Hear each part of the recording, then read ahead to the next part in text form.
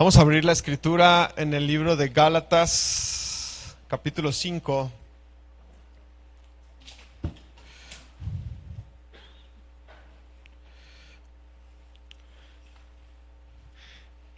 Y vamos a leer por ahí del versículo 13 hasta el versículo 26.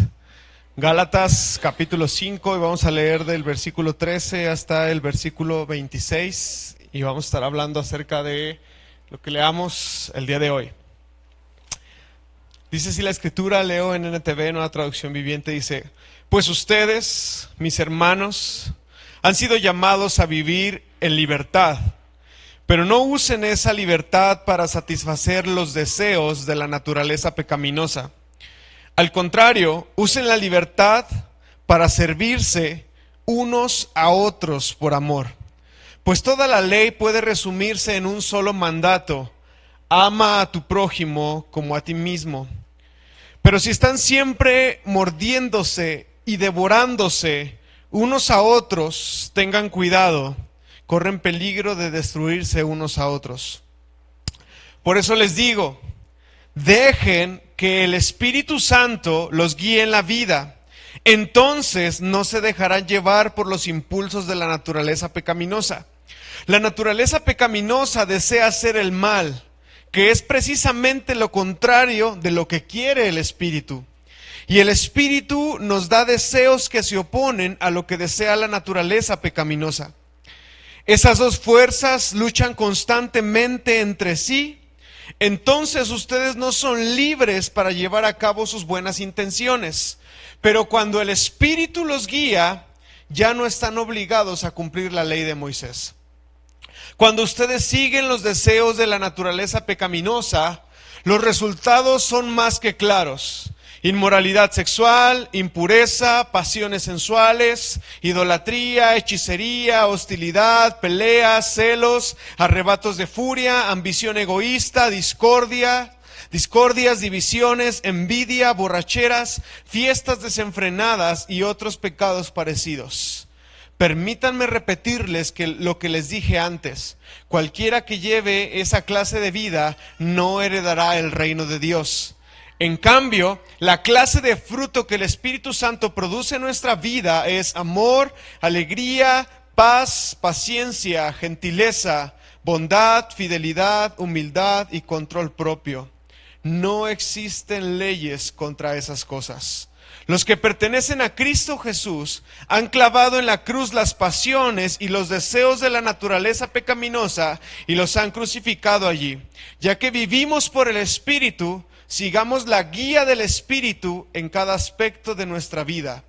No nos hagamos vanidosos, ni nos provoquemos unos a otros, ni tengamos envidia unos de otros. Bueno, a estas alturas yo creo que hemos definido ya con mucha claridad lo que es el espíritu del hombre y lo que es su alma. Si alguien nos acompaña hoy por primera vez, tienen que saber que vamos a compartir algo en base a conocimiento que hemos construido domingos pasados, y los invitamos a que se pongan al corriente con las series que hemos estado compartiendo. Voy a resumir de forma muy breve, pero para entender con mayor profundidad pues habría que tener todo este terreno común que ya tenemos todos los demás.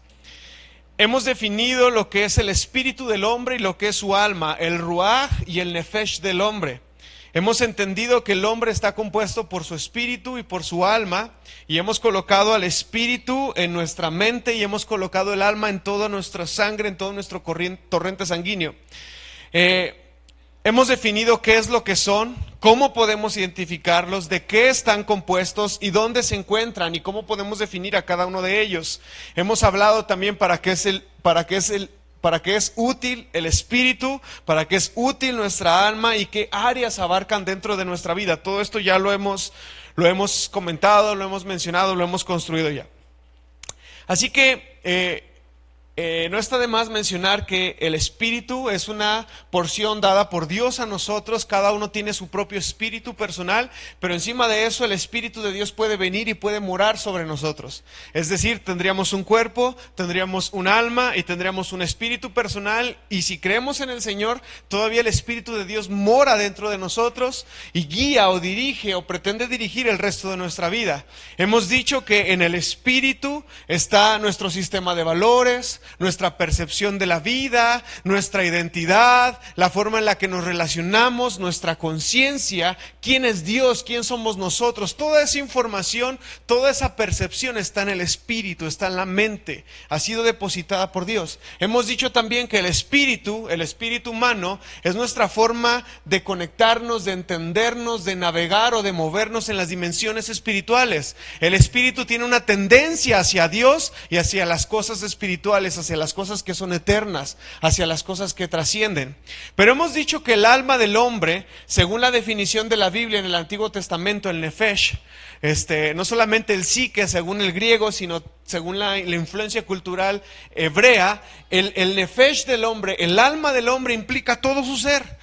Todo su ser, tanto el físico como el no tangible, el que no podemos ver, sus emociones, sus decisiones, sus apetitos, su voluntad, sus sentimientos, todo lo que nosotros somos, visible y no visible, eso es el alma, eso es el nefesh del hombre.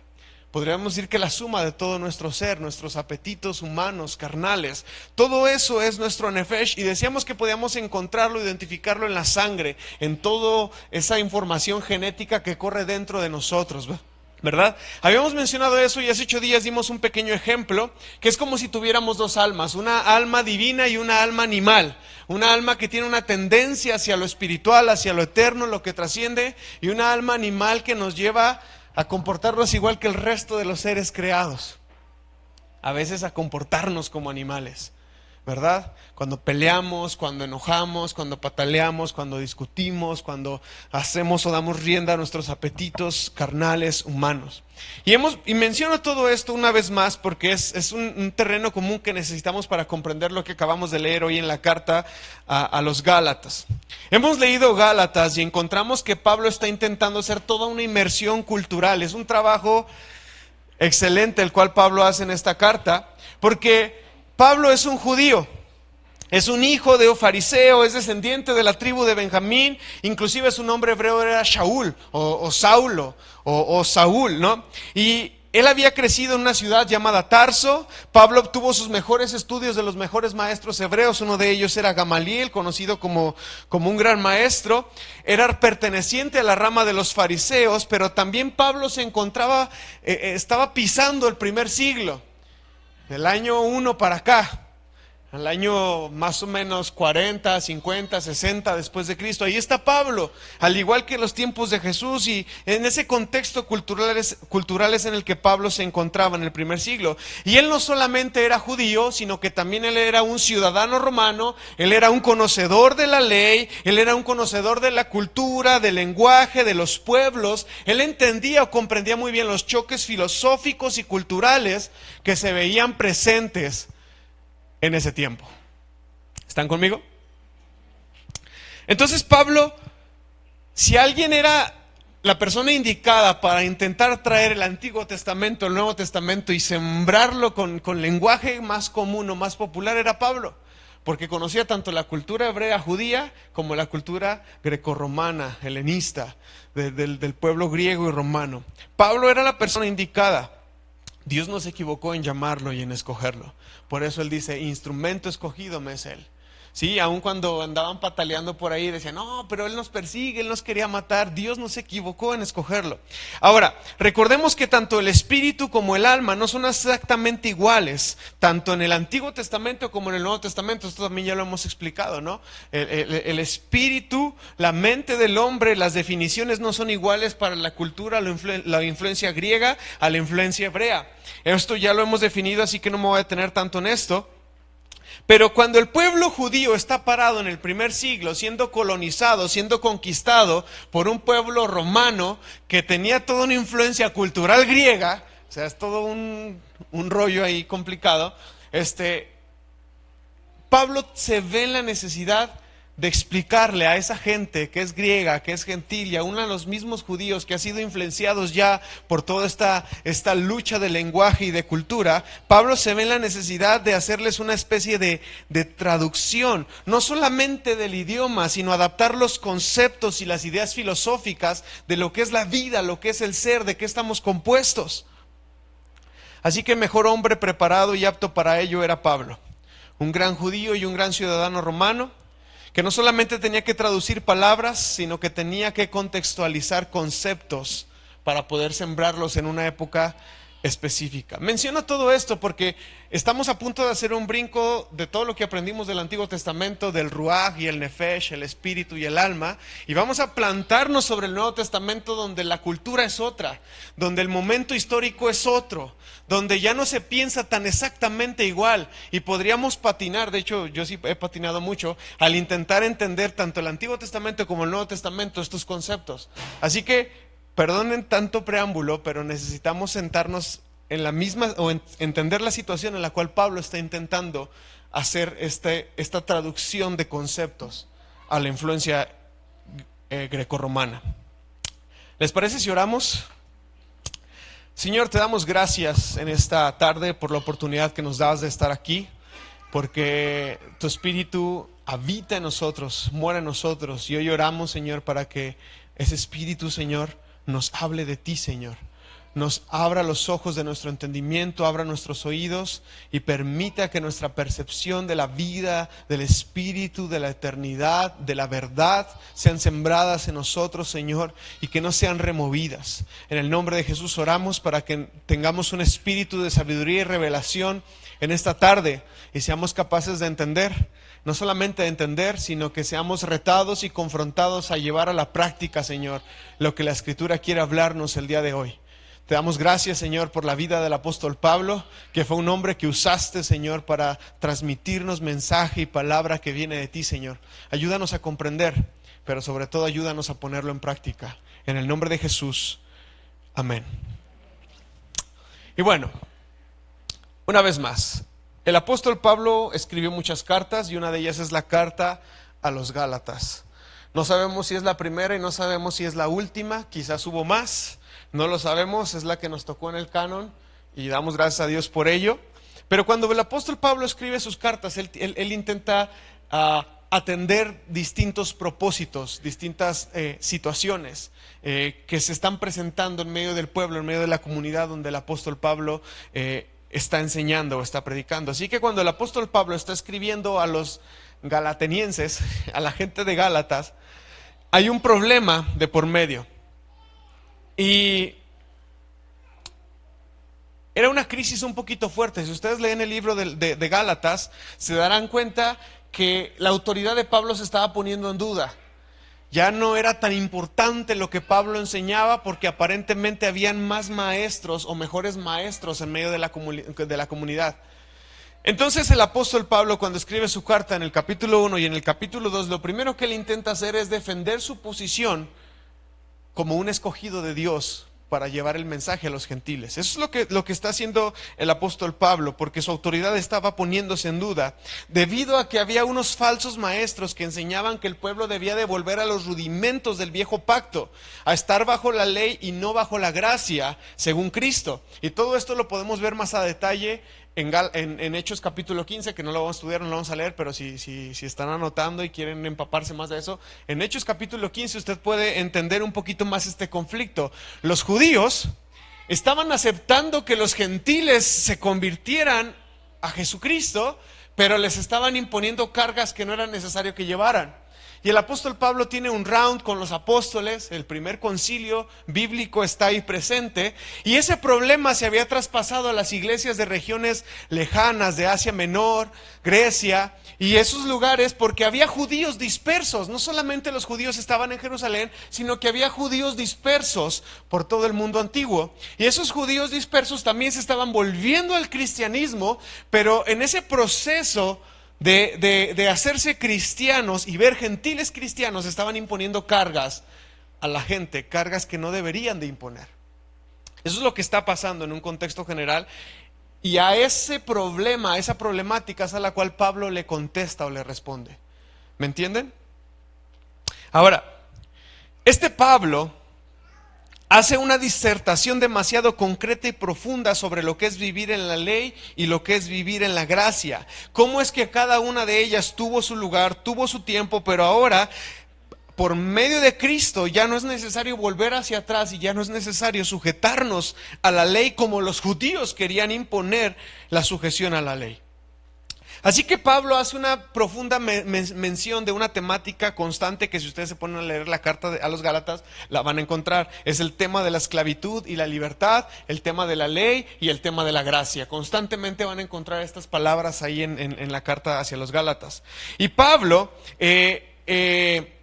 una vez que asienta con precisión su postulado, su postura, es necesario que él corrija otras cosas que están pasando entre los habitantes de Gálatas.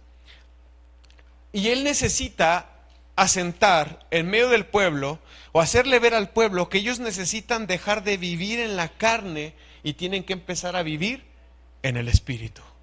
Ellos tienen que dejar de vivir en la carne y tienen que empezar a vivir en el espíritu. Una mejor forma de decirlo es los impulsos de la naturaleza pecaminosa. Seguramente si Pablo estuviera hablando en hebreo diría nefesh. Todo su ser, esos impulsos que todo su ser tienen, que su alma tiene, esos apetitos que nacen de ustedes mismos, tienen que dejar de vivir en ellos para empezar a vivir en su ruaj, en el espíritu de Dios. ¿Sí entendemos un poquito cómo Pablo toma estos conceptos griegos y dice, hey, esto es lo que tenemos que afrontar o confrontar? Así que el apóstol Pablo busca dejar este postulado muy claro, y de hecho en el capítulo 3 les dice con palabras fuertes a la gente de Gálatas, y les dice, ¿quién los engañó? ¿Quién los fascinó? La Nueva Traducción Viviente dice, ¿quién los hechizó? ¿Quién hizo eso sobre ustedes? ¿Quién los ha engañado? ¿Quién ha sembrado mentiras en ustedes? Y les empieza a hacer preguntas importantes. A ver, ¿para qué recibieron el Espíritu? ¿Para qué tienen al Espíritu de Dios? ¿Lo han recibido para estar sujetos a los rudimentos del mundo y sus esfuerzos humanos los tienen para agradar a Dios? ¿O para qué son todas estas cosas? ¿Por qué tienen el Espíritu? ¿Para qué han recibido al Espíritu Santo?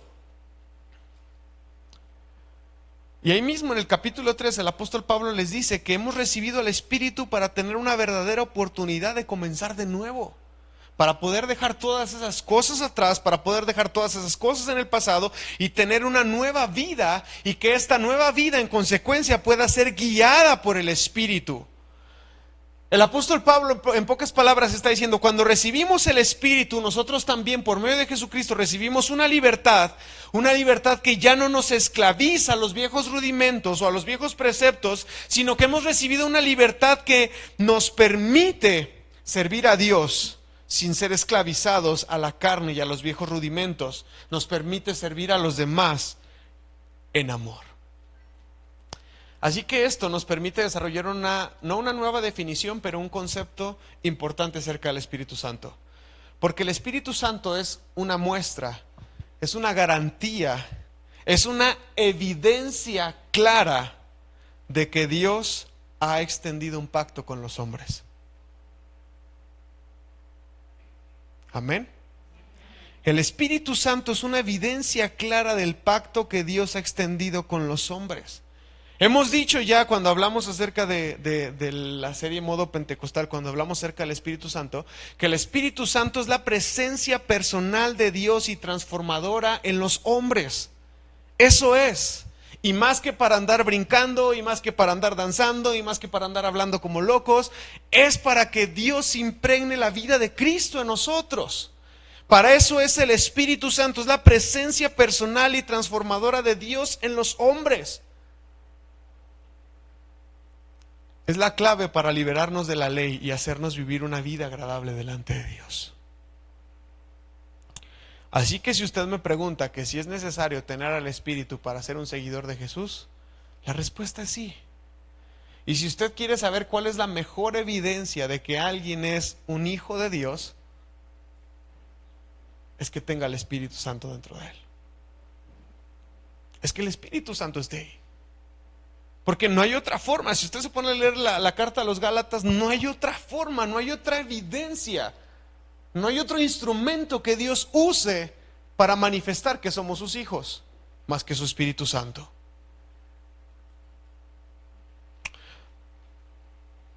Sé que es mucho, pero bajo todo esto que les acabo de decir, vamos a leer otra vez el texto de Gálatas 5, del 13 en adelante. Dice, pues ustedes, mis hermanos, han sido llamados a vivir ¿en qué? En libertad. Pero no usen esa libertad para satisfacer los deseos ¿de qué? De la naturaleza pecaminosa, de su alma, de su nefesh, de todo su ser que está corrompido. Al contrario, usen la libertad para servirse unos a otros por amor. Pues toda la ley puede resumirse en un solo mandato: ama a tu prójimo como a ti mismo. Pero si están siempre mordiéndose y devorándose unos a otros, tengan cuidado, ustedes corren peligro de destruirse unos a otros. Por eso les digo, dejen que el Ruach HaKodesh o el Espíritu Santo los guíe ¿en dónde? En la vida. Los guíe en todas las cosas. Entonces no se van a dejar llevar por los impulsos de su nefesh, los impulsos de la naturaleza pecaminosa. La naturaleza pecaminosa, es decir, su alma, todo su ser, desea hacer el mal, que es precisamente lo contrario a lo que quiere el Espíritu. Y el Espíritu nos da deseos que se oponen a lo que desea la naturaleza pecaminosa.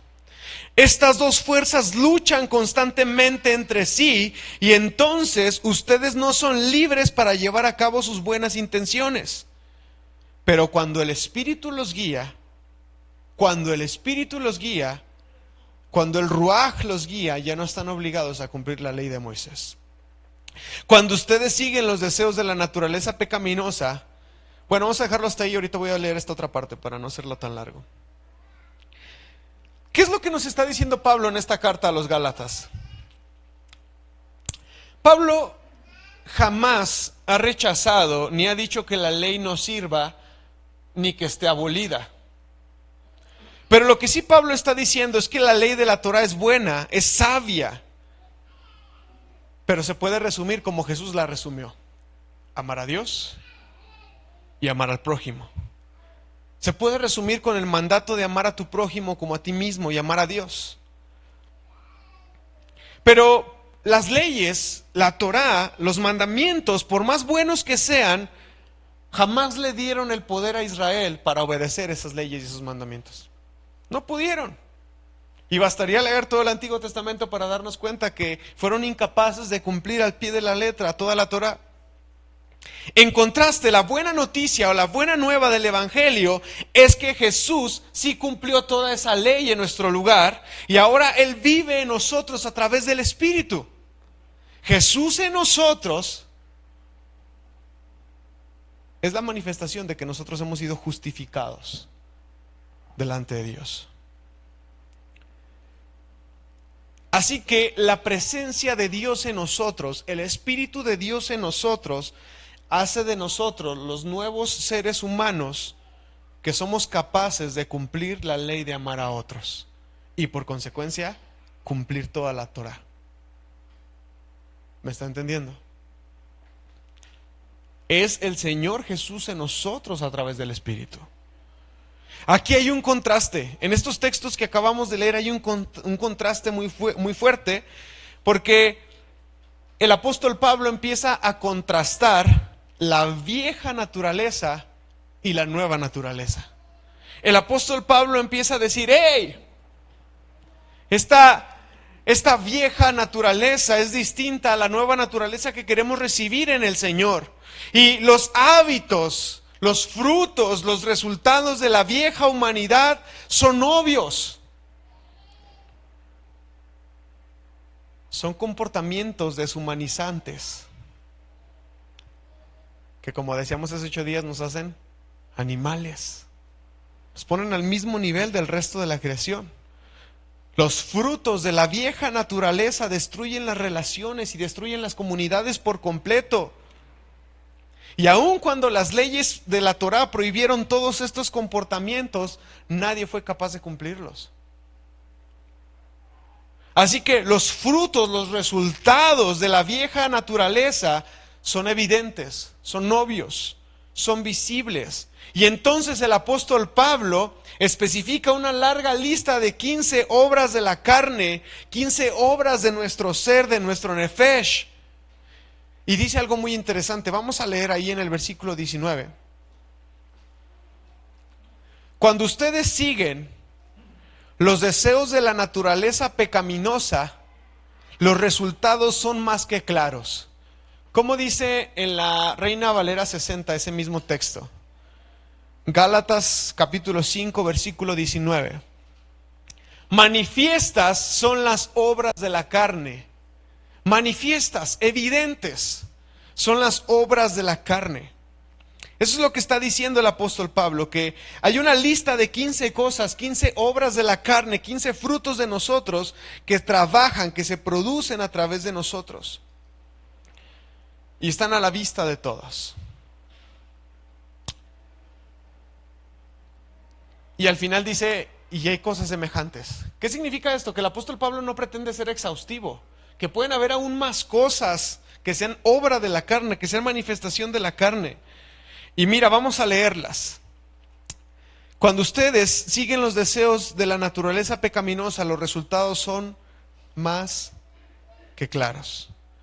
Inmoralidad sexual, impureza, pasiones sensuales, idolatría, hechicería, hostilidad, peleas, celos, arrebatos de furia, ambición egoísta, discordias, divisiones, envidias, borracheras, fiestas desenfrenadas y otros pecados parecidos.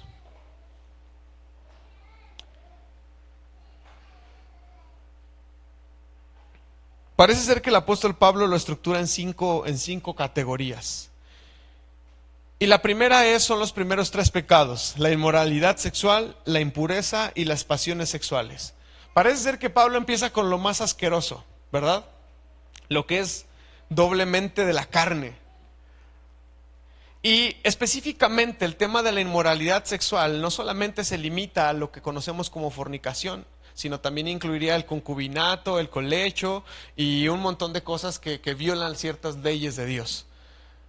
Sí, ¿no? Porque a veces decimos, no, pues es que nomás estoy juntado con esta persona, pero es como si fuera mi esposa. Si no estás casado delante de Dios, también es eso. Es una inmoralidad sexual. Menciona estas 3 dentro de una categoría muy específica acerca de pecado, pero luego hay otras. Menciona otros 2 pecados, otras 2 faltas que van directamente en contra de Dios. ¿Cuáles son las otras 2? Después de estas 3 menciona la idolatría y la hechicería. La idolatría tiene que ver con sustituir el culto hacia Dios por el de una figura, o tiene que ver con poner nuestros afectos, nuestros intereses, nuestras prioridades en otro, en otra o en cualquier otra cosa por encima de Dios.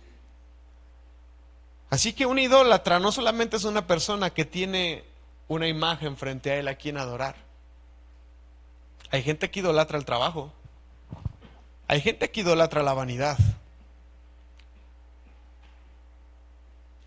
Hay gente que idolatra su auto, su casa, su reputación, sus redes sociales. Hay muchas clases de idolatría. Y tenemos que ser lo suficientemente transparentes para ver si no hemos caído en una de ellas nosotros también. Porque hay factores. Hay gente que su idolatría es la familia. Tienen en una alta estima muchas otras cosas antes que Dios. Eso entra en la categoría de idolatría. Y el apóstol Pablo dice que ese es uno de los frutos evidentes de la carne, del alma, del nefesh del hombre. Y otro de ellos es la hechicería. Y en el vocablo original, en el griego, lo que Pablo está usando es la palabra fármacos. Y no solamente está hablando acerca de las pócimas que se utilizaban para justamente ejercer o ejecutar la hechicería, que eran drogas dañinas que se utilizaban para artes de magia y aquellas otras cosas, sino también las sustancias que nos metemos al cuerpo para alterar nuestro estatus o nuestro estado real delante de Dios. Las drogas.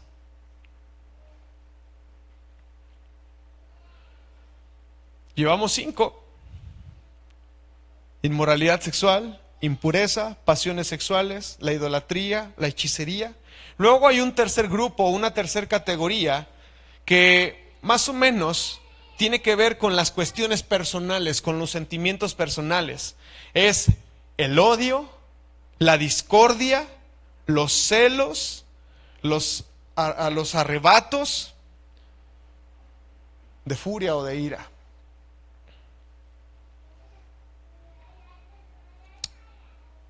La hostilidad, las peleas.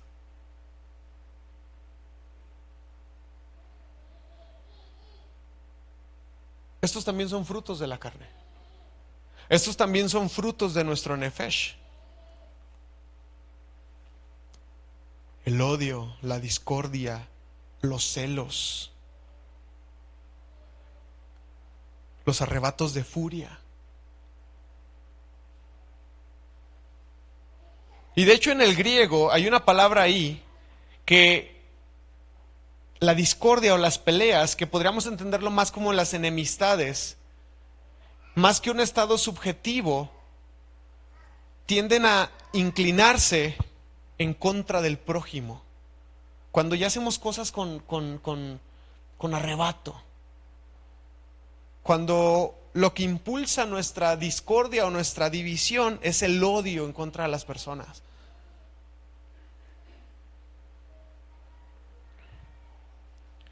Y los arrebatos de furia normalmente tienen que ver con las personas que carecen de dominio propio, que no son capaces de controlarse, porque la ira, porque todas estas que son frutos de la carne, en un sentido, son parte de nuestros sentimientos y nuestras emociones, ¿verdad que sí? Y voy a decirte algo, Dios lo puso ahí. A Dios también lo adoramos con nuestras emociones. A Dios también nos acercamos con nuestros deseos, con nuestros impulsos. También nos acercamos a Dios de esta manera. Así que Dios ha puesto todo eso ahí. El problema es, por ejemplo, cuando existe una manipulación de ellos. Cuando intentamos fabricar atmósferas y manipular a la gente, y manipular sus pensamientos para que se acerquen a Dios. El problema está en que no sabemos gobernarlos y en que tampoco sabemos canalizarlos. Hace 8 días mencionaba, por ejemplo, y solamente por decir un ejemplo, el caso de esta mujer de Ciudad Juárez que le mataron a su hija y que canalizó toda esa rabia, toda esa furia, todo ese coraje en un movimiento para buscar un montón de las mujeres desaparecidas de Juárez. Mientras que otra persona quizás podría canalizar eso solamente en odio, en rencor, en amargura. Me estoy explicando cómo a veces aún vivir situaciones difíciles y dolorosas dependerá mucho el resultado de cómo nosotros canalizamos, de cómo nosotros encaminamos esas cosas para nuestro propio bien. Veía un video ahorita con los temas de los conflictos del Medio Oriente, de Israel, y había un rabino que decía que ellos veían los sentimientos como un instrumento para salir adelante. Y ellos decían, ahorita sentimos temor y utilizamos ese sentimiento como un instrumento para defendernos más, dice. Y ahorita nosotros nos sentimos abandonados por Dios. De hecho, él empezaba, fíjense, voy a decir esto con mucho cuidado. Él empezaba citando el Salmo donde dice, si Jehová no edifica la casa, en vano velan los que la guardan. Y este rabino empezaba diciendo, Dios no está con nosotros. Y como Dios no está con nosotros, por eso es que todo nuestro trabajo de seguridad y de protección ha sido en vano. Y él decía, debemos de utilizar toda esta rabia y todo este enojo como un instrumento para buscar más a Dios. Para que Él sí esté con nosotros, para que nuestros trabajos de seguridad y protección no sean en vano. ¿Se dan cuenta? Cómo con sabiduría, con prudencia, contemple. Esa misma furia que ni siquiera hemos vivido nosotros y ya hemos tomado un partido de un lado de otro, de Israel o de los palestinos, como él dice, vamos a tomar todo esto no para odiar a Palestina, no para odiar a Hamas, sino para buscar más a Dios. Porque al final del día las emociones, las emociones, los deseos, las pasiones son instrumentos en nuestra vida. Si sabemos trabajarlos, si sabemos canalizarlos, si sabemos enfocarlos hacia el lugar correcto.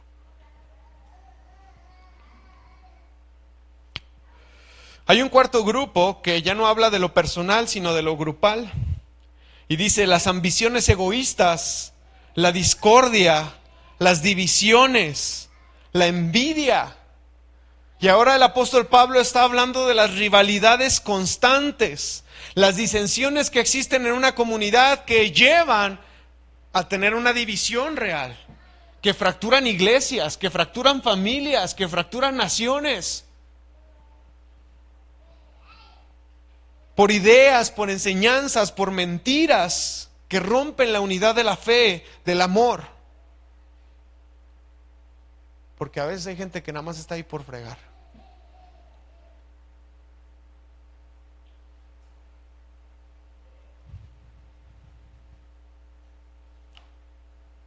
Cuando la gente es partidista, sectarista, aún dentro de la iglesia, cuidado, hermanos. Eso es peligroso, Eso es peligroso. Y este es uno de los frutos que está condenando Pablo. Dice, cuando la gente es partidista dentro de la iglesia, cuando le gustan las discordias, las rivalidades, cuando esto es algo constante, cuando hay división entre ustedes, ese es un fruto de la carne.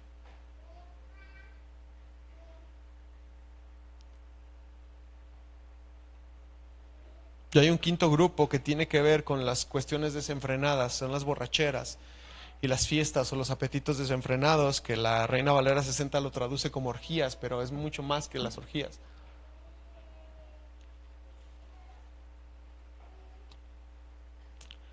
Volvemos a leer. Cuando ustedes, versículo 19, cuando ustedes siguen los deseos de la naturaleza pecaminosa, cuando ustedes se dejan gobernar por su alma,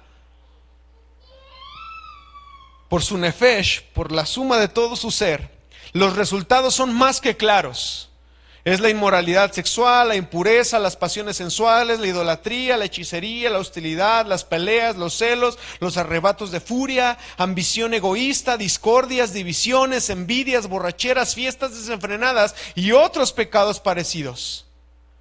Permítanme repetirles lo que les dije antes. Cualquiera que lleve esa clase de vida, ¿qué? No va a heredar el reino de Dios. Cualquiera que lleve esa clase de vida, o la Reina Valera 60 dice, los que practican tales cosas. ¿Qué es lo que está haciendo Pablo? Él está amonestando a quienes las practican, no como un pecado pasajero, como un pecado aislado, sino como un hábito, como un vicio, como una práctica continua de las obras de la carne. Eso revelaría y manifestaría totalmente una rebelión en contra de Dios. Y eso manifestaría que no somos compatibles con el reino ni con los valores del reino. ¿Están conmigo? Una práctica constante de eso. Más adelante, si Dios permite, vamos a hablar acerca de lo que ya lo hice una vez: pecado, transgresión e iniquidad. No es lo mismo. Son niveles de fallar, de faltarle a Dios. Pecado, transgresión e iniquidad. Pecado, transgresión e iniquidad. El pecado es fallar al blanco. La transgresión es querer. Y la iniquidad es tener un apetito desenfrenado, incontrolable por hacer las cosas malas. No es lo mismo cometer una falta por pecado que hacerla por iniquidad. No es lo mismo robarme un lápiz porque fui a firmar papeles y me lo eché a la bolsa, que cada vez que ve uno agarrarlo y echármelo a la bolsa. ¿Entienden la diferencia? Y ahí entra la diferencia entre pecado, transgresión e iniquidad. Pero más adelante, después vamos a hablar acerca de eso. Aquí lo que el apóstol Pablo está haciendo es que él amonesta y él dice, esos son los frutos evidentes del Nefesh. Ese es el resultado evidente de los que se dejan gobernar por su carne, por su alma, por sus emociones, por sus sentimientos, por sus apetitos. Ese es el resultado.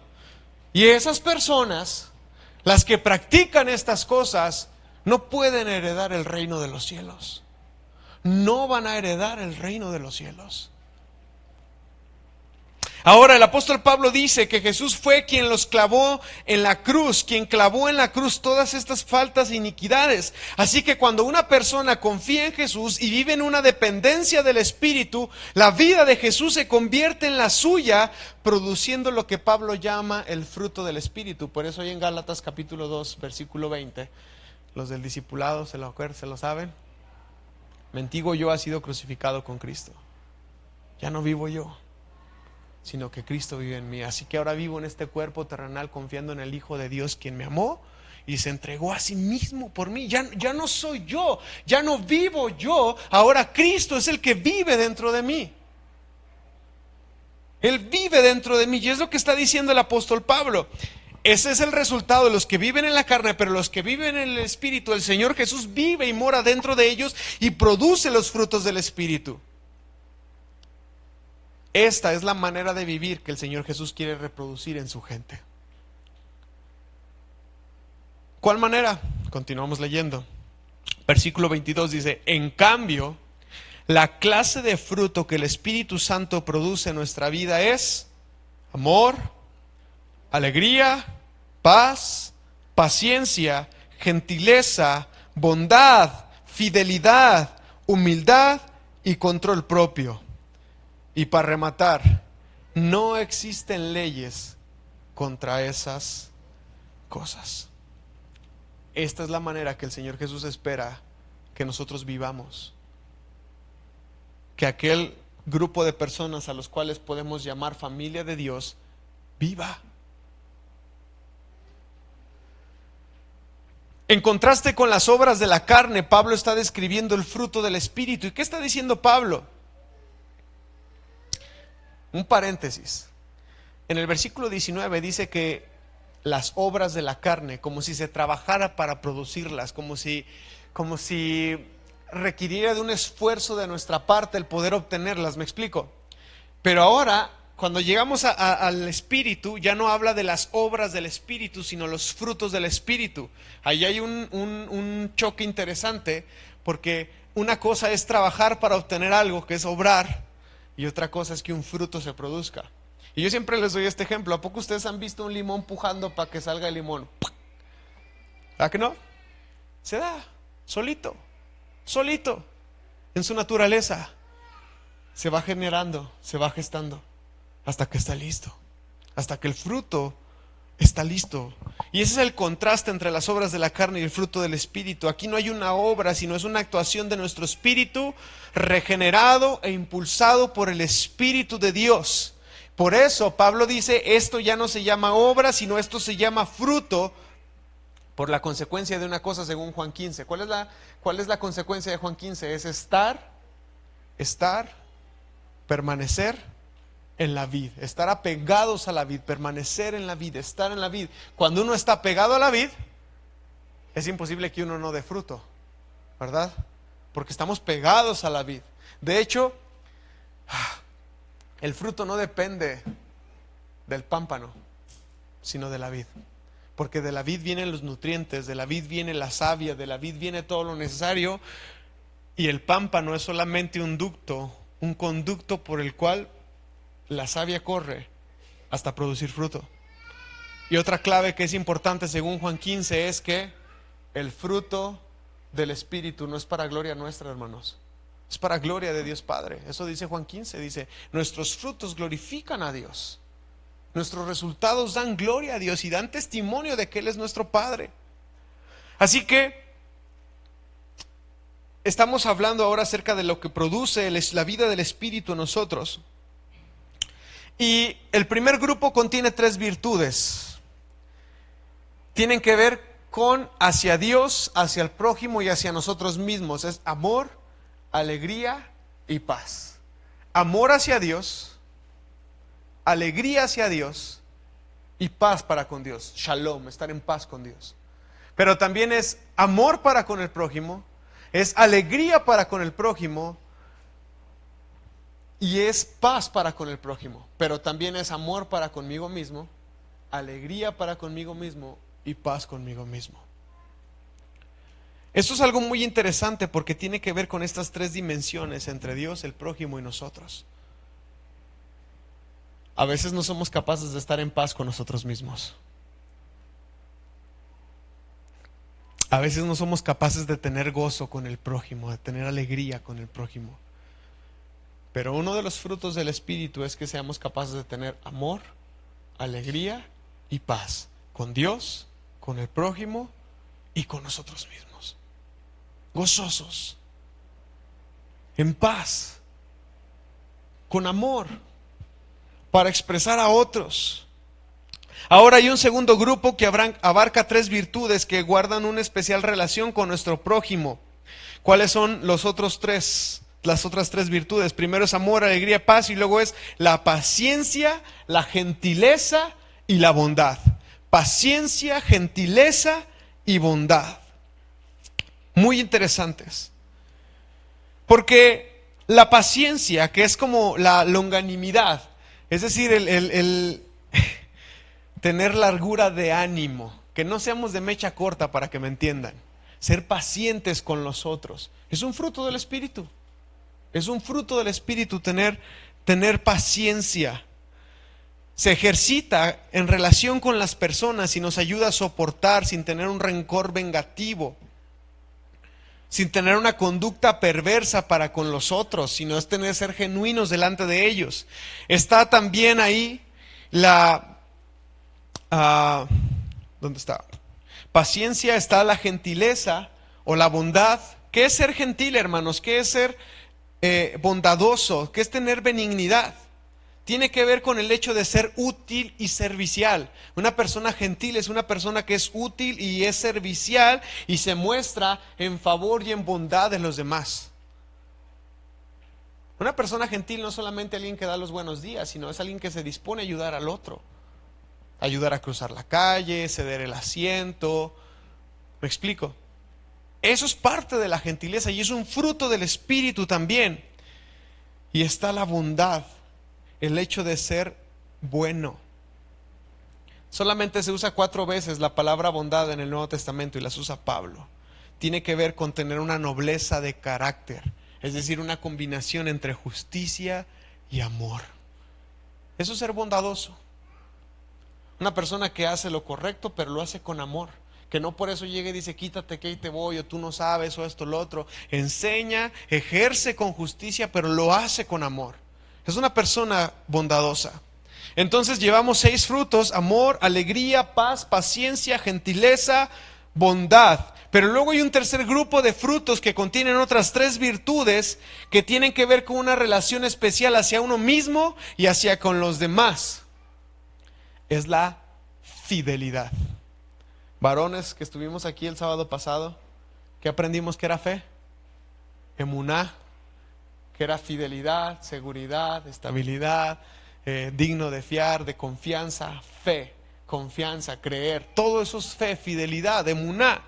Y está diciendo que uno de los frutos del Espíritu es la fe, es la fidelidad. Una persona digna de crédito, una persona digna de fiar. ¿Somos eso, hermanos? ¿Somos dignos de fiar? ¿Pagamos nuestras deudas? ¿Cumplimos nuestras promesas?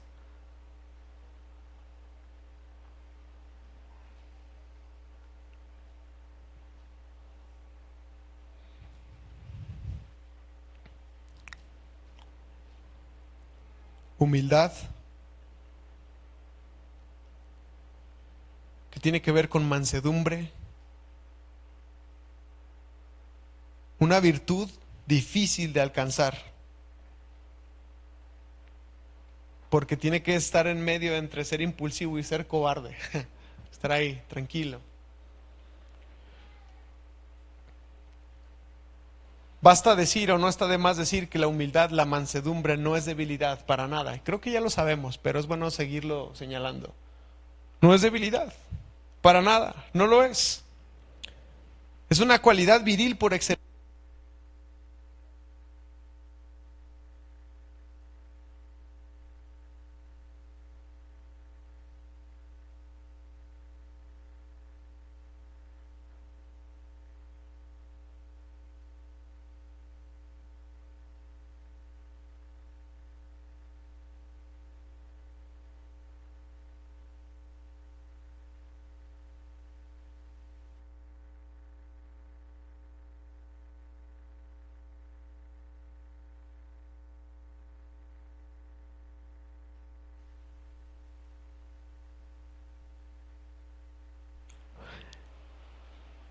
Esa es la humildad. Tener esa cualidad de controlarnos sin ser débiles. Y por último, el dominio propio, el control sobre uno mismo, el control sobre todo nuestro nefesh, sobre toda nuestra alma, sobre todo lo que somos. Esos son los frutos del Espíritu. Los volvemos a leer. Dice: en cambio, la clase del fruto que el Espíritu Santo produce en nuestra vida es amor, es alegría, es paz, paciencia, gentileza, bondad, fidelidad, humildad y control propio. Contra tales cosas no existe ley. No hay ley contra esas cosas. ¿Qué es lo que está diciendo Pablo? El apóstol Pablo está diciendo que quienes tienen esta clase de frutos, quienes evidencian esta clase de frutos, tienen la verdadera libertad. No necesitan ninguna ley para ser regidos, porque la función de la ley es restringir. Pero mientras el fruto del Espíritu surge dentro de nosotros como una acción del Espíritu, se desborda el amor, y el amor es capaz de cumplir cualquier ley o cualquier mandamiento. Así que no hay ley que se oponga a los frutos del Espíritu. No hay nadie que se te pueda plantar enfrente y decirle: tú estás mal por esto y esto. Aquí está el fruto del Espíritu, está la evidencia de todo esto. Una vida dirigida por el Espíritu tiene que ser reflejada en el alma, hermanos. Una vida que es gobernada por nuestro Espíritu tiene que ser reflejada en toda nuestra alma. Si se dan cuenta, los frutos del Espíritu, ¿qué son? Los frutos del Espíritu, ¿qué son? Emociones, sentimientos, pasiones. Lo que es nuestro nefesh. Una verdadera vida en el Espíritu va a ser manifestada en el alma, en el nefesh, en todo nuestro ser. Una verdadera vida en el Espíritu no va a tener frutos invisibles que nadie pueda ver. Una vida en el Espíritu tiene frutos que son visibles y que se pueden manifestar no solamente de manera intangible, sino de manera tangible en nuestra vida misma, porque una verdadera vida en el Espíritu es un espíritu que gobierna a todo el ser, a todo el nefesh. Una vida dirigida por el Espíritu tiene que ser reflejada en el alma. Los frutos del Espíritu no son solamente algo intangible al ojo humano, sino que son visibles en el alma a través de nuestros sentimientos. Voy a empezar a aterrizar todo. No significa que voy a acabar, pero voy a empezar a aterrizar todo. Dice: el fruto, hermanos, nuestro fruto o el fruto que debería dar el Espíritu no es automático. Sí, ya mencioné que se da de forma natural y se da de forma fluida, pero no es automático. Para que exista fruto en nuestra vida requiere que nuestra vida sea cultivada, así como se cultiva un fruto natural. Si vivimos por el Espíritu, dice Pablo a los romanos y a los gálatas, si vivimos por el Espíritu, andemos también por el Espíritu. ¿Qué dice el versículo 16 de Gálatas 5? Gálatas 5:16 dice: por eso les digo, dejen que el Espíritu los guíe en la vida, y entonces no se dejarán llevar por los impulsos de la naturaleza pecaminosa. Si quieren, déjenlo puesto. Dejen que el Espíritu los guíe en la vida. Así no se van a dejar llevar por los impulsos de la naturaleza pecaminosa. ¿Qué significa esto? Significa que de nuestra parte el Señor espera que seamos intencionales. Intencionales en las decisiones que tomamos, intencionales en los límites que establecemos, que seamos intencionales. ¿Me están escuchando? O sea, yo me levanto en la mañana, y no por levantarme en la mañana y por decirme que soy hijo de Dios, El resto del día y el resto de mis decisiones van a glorificar a Dios necesariamente. Yo tengo que estar dispuesto a tomar decisiones, a ser intencional y permitir que el Espíritu gobierne toda nuestra alma. Que el Espíritu gobierne toda la manifestación de nuestro ser, todo nuestro nefesh. Así que esto requiere intencionalidad. Nosotros tenemos que aprender cómo podar nuestros viejos hábitos y cómo cultivar los nuevos. El apóstol Pablo a la iglesia de los Efesios les dice: hey, desháganse de su vieja vestidura que está viciada según el viejo hombre. Quítense todo eso y vístanse de Jesucristo. Es otra analogía. Ahorita estamos hablando del árbol y los frutos. Podríamos leer Pablo y hablar de la analogía de la vestimenta, pero requiere de que el ser que está de por medio, que tiene la capacidad de elegir y decidir. ¿Se acuerdan que vimos esos 8 días? Que Dios nos ha dado la libertad de tener un libre albedrío, que nosotros seamos capaces de manera intencional de decidir por la vida en el Espíritu y no por la vida en nuestra carne. Así que nosotros somos intencionales al podar nuestros viejos hábitos y cultivar los nuevos hábitos. Y mientras lo hacemos, nos encontramos con nosotros mismos siendo llevados por el Espíritu de gloria en gloria, conforme al molde del Señor Jesucristo, conforme a Él moldea nuestra mente y nuestros corazones, y eso nos transforma poco a poco en personas que aman a Dios y que aman a los demás. En pocas palabras, ¿cómo puedo obtener una victoria sobre la carne? Que es lo que yo creo que todos queremos escuchar. Porque está difícil, ¿verdad? Porque está cañón, porque hemos intentado por muchas formas, de muchas maneras y no lo hemos logrado. No existe una pócima secreta, hermanos. Quien está al mando eres tú, y tú decides si el Espíritu gobierna o si la carne gobierna.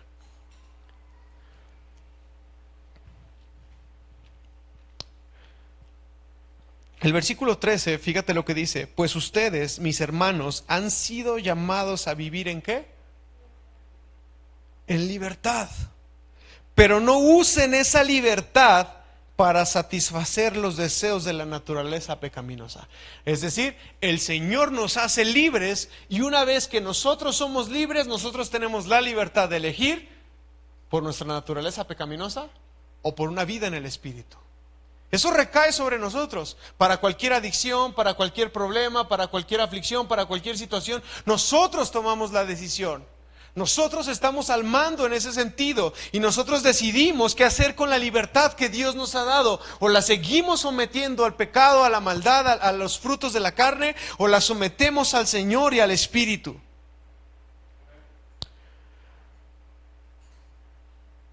Les voy a decir algo importante también. Nosotros no tenemos una deuda con nuestra carne. No la tenemos. Y es importante entenderlo, porque normalmente pensamos que tenemos una deuda con la carne, y como estamos en deuda, nos sometemos a esclavitud a la carne. Ya he usado este ejemplo muchas veces, pero lo voy a volver a hacer porque es acorde. Cuando Abraham Lincoln promulga la Carta de Emancipación y de Libertad de los esclavos, es decir, cuando Abraham Lincoln condena a la esclavitud, todavía pasaron 20 o 30 años y seguía existiendo esclavitud en Estados Unidos. Y uno se pregunta, ¿por qué? ¿Por qué, si el presidente de los Estados Unidos ya dictaminó en una constitución que ya no debe haber esclavitud, por qué sigue habiendo esclavitud? La respuesta es sumamente sencilla: los esclavos no sabían que ya eran libres. Porque no sabían leer, porque no tenían acceso a los medios de comunicación, no lo sabían. Entonces ellos seguían teniendo su vida en sujeción a la esclavitud, a sus verdugos. Y a veces el cristiano no sabe que ya no es esclavo del pecado. A veces el cristiano no sabe que ya no le debe nada al pecado. A veces el cristiano no sabe nada de eso. Y entonces, aunque se considera cristiano, sigue siendo practicante del pecado. Pero usted tiene que saber, usted tiene que entender que ya no le debe nada al pecado. No le debemos nada al pecado. Ya no somos esclavos, ya no tenemos una deuda con nuestra carne, ya no tenemos una deuda con nuestra alma. Esto es algo que tenemos que saberlo, pero también es algo que tenemos que entenderlo.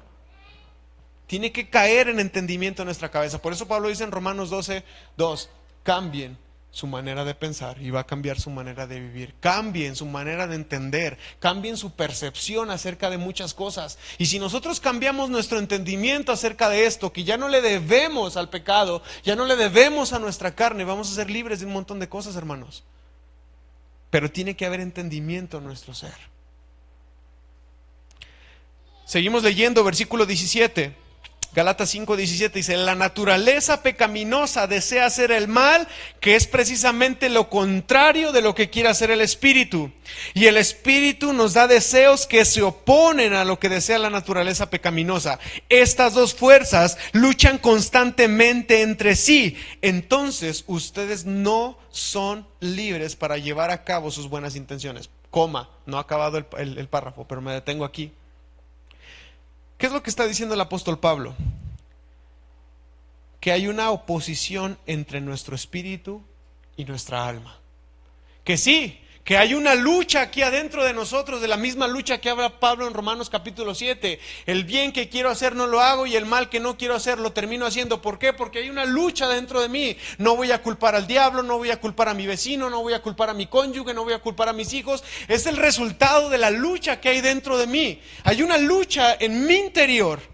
Porque los deseos de la carne son contrarios a los deseos del espíritu, y los deseos del espíritu son contrarios a la carne, y estos dos están en pique tanto que dice Pablo que no tenemos libertad para hacer nada.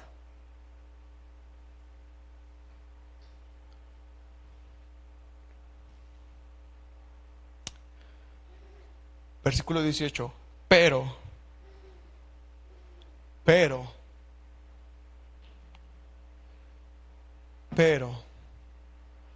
cuando el espíritu, con E mayúscula, no es mi espíritu humano, no es mi espíritu personal, no son mis ganas de hacer lo correcto.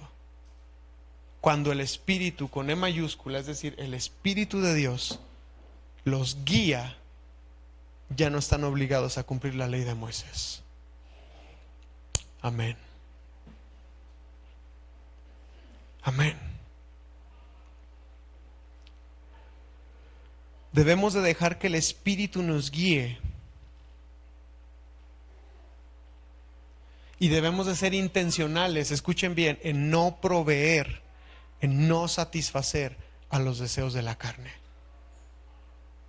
Porque yo tomo la decisión, yo decido si abro o no abro una página de pornografía con mi celular. Porque yo decido si voy o no voy con mis amigos que me van a invitar a solamente estar hablando mal de la gente y estar comiendo prójimo. Porque yo decido si me junto o no me junto con mis compañeros de trabajo que van solamente a beber alcohol. Porque yo decido si voy o no voy con aquellos que solamente se juntan a consumir drogas. ¿Me estoy explicando? Por eso el apóstol Pablo dice: hey, no proveas, no satisfagan los deseos de la carne, no suplan para la carne. No seas un proveedor para eso. Si ya sabes que a donde vas nada más encuentras lo que siempre has encontrado, ¿por qué sigues yendo? ¿Por qué sigues hablando? ¿Por qué sigues relacionándote? ¿Por qué sigues interactuando? ¿Por qué sigues pensando? Porque si hay una amplia responsabilidad de nosotros mismos, de cómo nos presentamos delante de Dios. Pero cuando no proveemos, cuando no satisfacemos para los deseos de nuestra carne y permitimos que el Espíritu nos guíe, hermanos, toda el alma responde a lo que el Espíritu dispone. Y entonces los frutos del Espíritu se hacen manifiestos. Porque el Espíritu y la carne se excluyen mutuamente el uno al otro. ¿Y sabes qué? No se nos ha prometido que no tendríamos concupiscencias, o no se nos ha prometido que no tendríamos aflicciones, o no se nos ha prometido que no tendríamos problemas. Se nos ha dicho que no debemos de satisfacerlos. Se nos ha dicho que no debemos de proveer para ellos. Eso es lo que sí se nos ha dicho. Si el espíritu que habita en nosotros puede estar tranquilo bajo el pecado, ese no es un espíritu que viene de Dios. Lo voy a volver a decir. Si el espíritu que habita en nosotros puede estar tranquilo bajo el pecado, ese no es un espíritu que venga de Dios. Tú me dirás, bueno, hay gente que sigue pecando. Yo conozco gente que sigue pecando. Yo sigo pecando, todos seguimos pecando, pero hay una conciencia allá adentro que nos incomoda, que no nos permite seguir igual, que nos obliga a trabajar con nosotros mismos. Está esa realidad de nosotros. Esa es la gran diferencia entre nosotros y la gente de afuera, y no es que seamos superiores a ellos y no somos mejores que ellos, simplemente el Espíritu de Dios mora en nosotros tratando de ser mejores personas, los nuevos humanos creados según Dios. Así que mis queridos hermanos, no podemos quedarnos al vacío, no podemos quedarnos al vacío, debemos de andar por el Espíritu. Tenemos que aprender a andar por el Espíritu. Significa andar como una nueva criatura en el Señor, sin seguir las inclinaciones de la carne como hacíamos antes de nuestra conversión con el Señor. Dice ahí, se oponen entre sí, y sí se oponen. Lo único que tenemos que hacer es tomar partido de una de ellas dos. O elegimos por nuestra carne o elegimos por nuestro espíritu. Necesitamos tomar partido por una de ellas dos y cerrar la puerta a la otra. Porque por sí solo el espíritu va a descalificar la carne, así como viceversa la carne por sí sola puede descalificar al espíritu. Porque mientras caminemos por el espíritu, la carne no prevalecerá. No haremos lo que nuestras malas inclinaciones quieran que hagamos. Leemos 2 textos y con esto terminamos. Vamos a leer Romanos 8, del 5 al 9.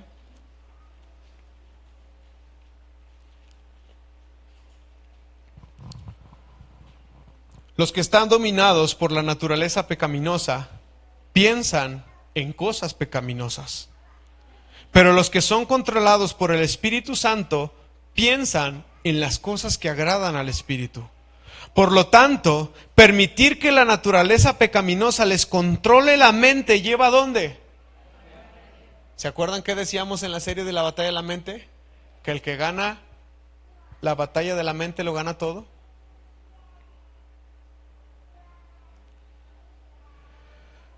Por lo tanto, permitir que la naturaleza pecaminosa les controle la mente, eso les va a llevar a la muerte. Pero permitir que el Espíritu les controle su espíritu, les controle su mente, eso va a llevar a la vida y a la paz.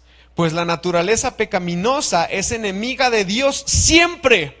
Nunca obedeció a las leyes de Dios y jamás lo hará. Por eso los que todavía viven bajo el dominio de la naturaleza pecaminosa nunca pueden agradar a Dios. Pero ustedes no están dominados por su naturaleza pecaminosa. Ustedes son controlados por el Espíritu, si el Espíritu de Dios vive en ustedes.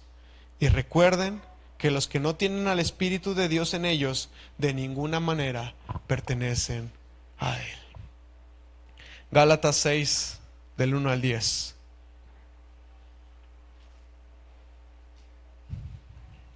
Amados hermanos, si otro creyente está dominado por algún pecado, ustedes, que se supone que son espirituales, deberían ayudarlo a volver al camino recto con ternura y humildad.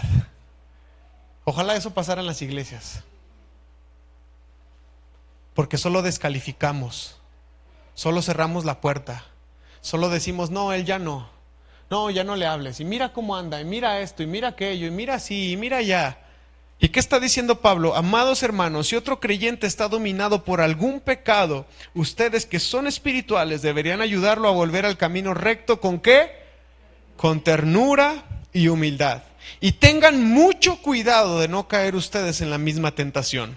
Ayúdense a llevar los unos las cargas de los otros y obedezcan de esa manera la ley de Cristo. Si te crees demasiado importante para ayudar a alguien, solo te engañas a ti mismo. No eres tan importante, ¿eh? No lo eres. Presta mucha atención a tu propio trabajo, porque entonces obtendrás la satisfacción de haber hecho bien tu labor y no tendrás que compararte con nadie. Pues cada uno es responsable de su propia conducta.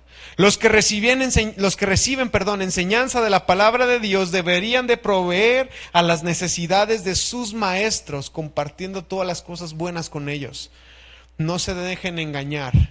Nadie puede burlarse de la justicia de Dios. Siempre se cosecha lo que se siembra. Los que viven solo para satisfacer los deseos de su propia naturaleza pecaminosa cosecharán de esa naturaleza la destrucción y muerte. Pero los que viven para agradar al Espíritu, del Espíritu cosecharán vida eterna. Así que no nos cansemos de hacer el bien, porque a su debido tiempo cosecharemos numerosas bendiciones si no nos damos por vencidos. ¿Eso qué significa? Que si a medio camino nos rajamos, ahí se acaba todo, ¿eh? El apóstol Pablo nos está invitando a perseverar hasta el final.